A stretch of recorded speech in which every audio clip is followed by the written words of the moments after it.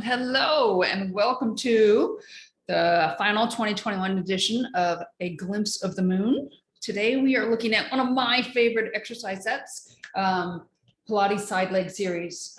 They are so phenomenal, but I also see a lot of people doing them incorrectly. So today we're looking at really how do you set them up so that you are most effective? What do you need to consider? And then I'll give you a basic program to be able to do on your own so you can start maximizing this. When I actually started teaching this with my Premier Ladies Pilates class, when I took it over years ago at this point, everybody complained and moaned. And from my point of view, it was hilarious because they were going to do it anyway, right? Because I'm the teacher. And as time progressed, they didn't complain as much. And then I got to the point, it's like, when are we doing side leg series? And now it's like, you know what it is? It's my favorite time of class. It's side leg series. Woohoo! It is virtual now as opposed to being live. I probably haven't been over at Premier Lady since 5-7 years now. No, it was in the previous house, so under 5.5 years. So anyway, we're gonna get going.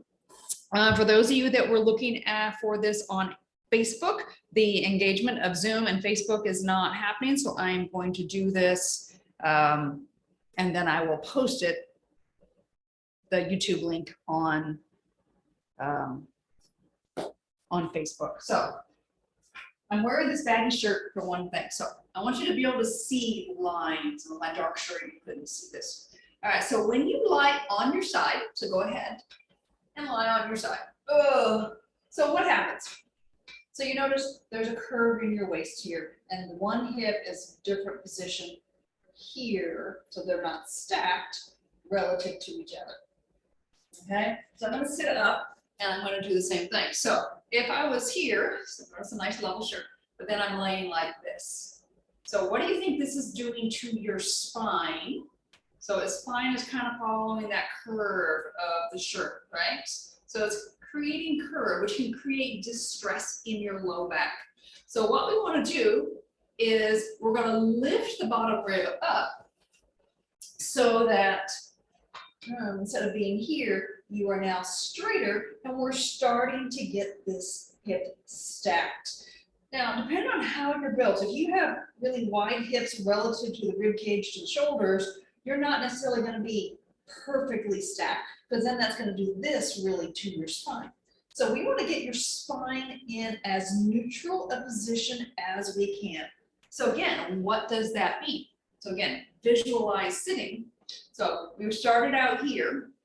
This is the ground. So I have my ribs up against the ground. I've got these nice lines of my rib cage. So I'm going to start engaging the oblique set over here. I'm going to bring this bottom rib and hip to each other. So notice what happened. It just started to straighten these lines out. Okay, so that is key one, is that your core has to engage. The bottom rib is unweighting. It's lifting a little bit. Everybody's going to be different on how much you lift based on your body dimensions, your body ratios. Okay, but again, we're going for getting that low back lengthened. So check in for a moment and notice, does it feel like it's straighter, or does it feel like it's curved still? Does it feel like it's curved the other direction? What is your spine doing? So we want to get it straight. So there has to be a connection on the bottom rib set. I have lots of toys to use today, so that you get that lift. Okay, so if you now check in, hip over hip, those bony protrusions, they are now stacked. And again, if this is uncomfortable for your spine, because one, you're not used to doing it this way, then just let it go just a little bit. But the key is that you are checked in on that bottom oblique set. Okay, so that's what's really holding you up. So I used to go around when I was teaching and I would stick my hand underneath. See my hand there? So my hand needs to be able to get underneath. Maybe it's your hand that you need to be able to get underneath and not have yourself squish your fingers, because you need it later. I can use my toes. All right. So you have a little bit of a lift there. So that maintains the connection, a straighter spine, and level pelvis. Second body position thing we need to do is get the spine straight. So a lot of people want to look down and see what you're doing. So again, working on body awareness. What's happening to your body in space? Again, this is going to depend on what spine do you come in with. If I come in with a nice straight spine, this is what I want to maintain. If I come in with a slight forward head, slight rounding through the upper back, this is what I want to maintain. We are going to, over time, work on that extension quality and getting you taller, getting you longer. Okay, I have, through both Pilates and yoga, had several students gain height just by improving this posture. Strengthens the muscle, strengthens the bones.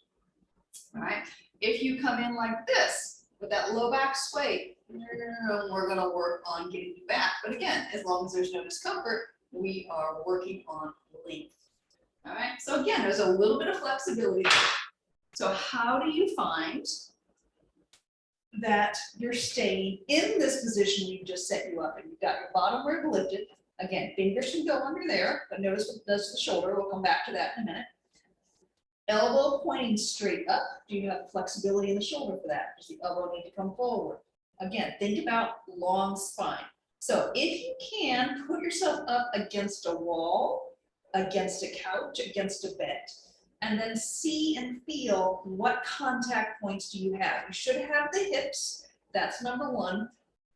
Ideally, if you can get the shoulder blades back of the head. And again, what I said, some of you have postural issues that we're working on, right? So maybe you need a block behind your rib cage. Maybe you need a block behind your head, and that presses up. I just lost my block. Good thing I haven't had it.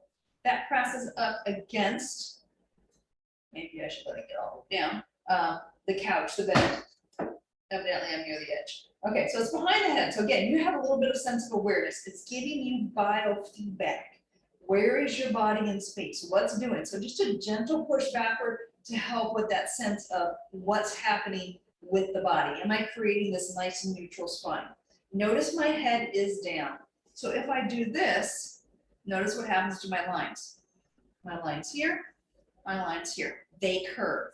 Okay, so your head really needs to be all the way down for two reasons. One, wrist. Two, neck.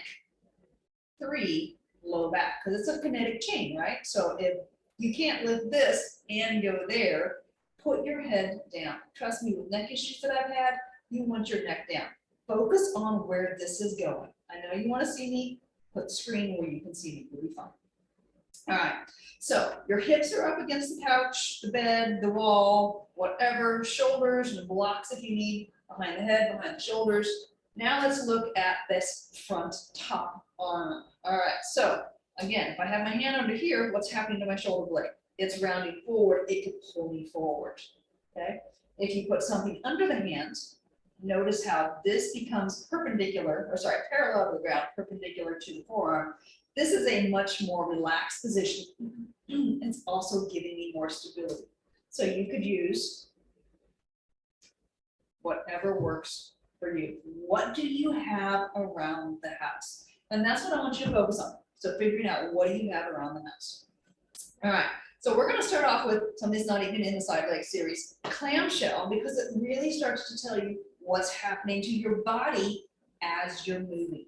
So core is engaged, that bottom rib is lifted, long spine, pelvis stays still. So put your hand on top, and then from the deep hip, use your ankles as your anchor point, your pivot point. Slowly rotate the knee up and rotate the knee down. So if you're up against the wall, you will find that your body's kind of like going to do.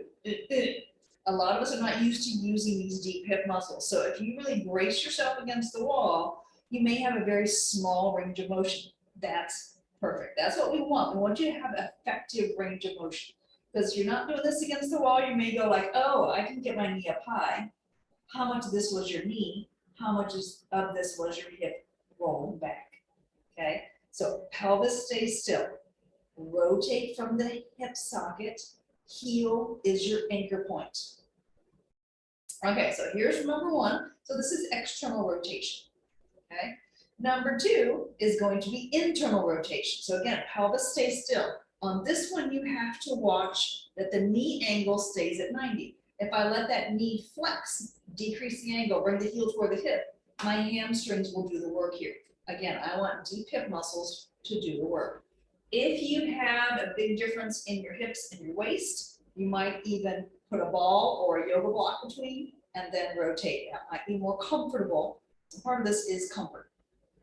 Okay, so again, what works? So now we're trying to keep the knee in line with that hip, and I'm really rotating about the axis of my femur, of that thigh bone. Movement is hip and socket, core is lifted, long spine.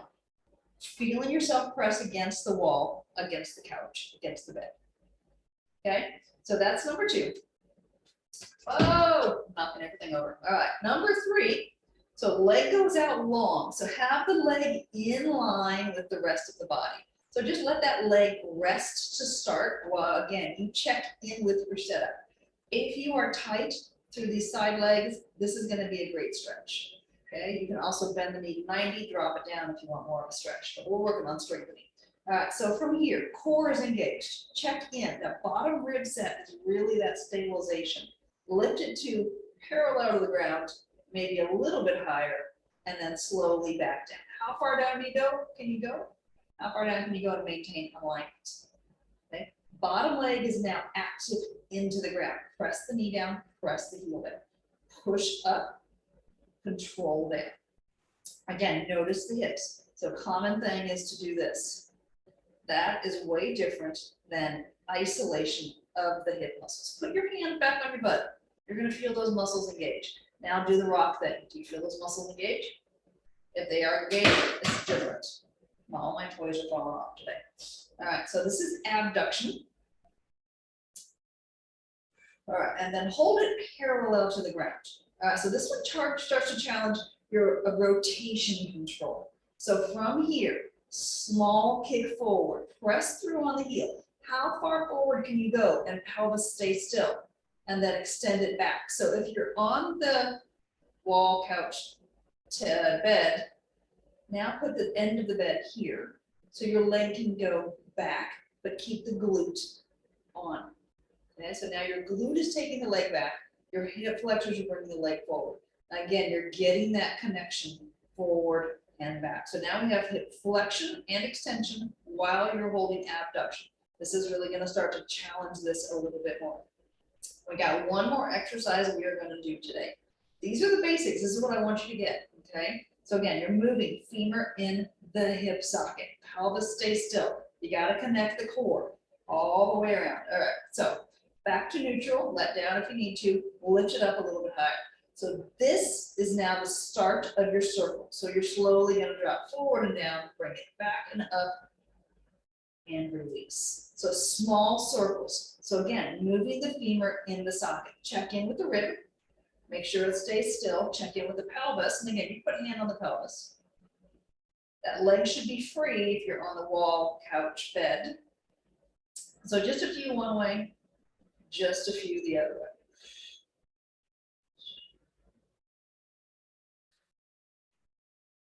Okay, so again, they are small. There is a pause at the top. I know that's the fun spot in between each. So that pause is a learning. You're giving the body a chance to figure it out. The pause can be longer. I know it makes it harder. It's at the top. The muscles are more engaged. There are reasons for this. So now I want you to go back and watch the video and do the other side. Okay, and notice, are right and left the same? Are they slightly different? One side stronger than the other? Typically there's a discrepancy. One side is more stronger, one side has more flexibility.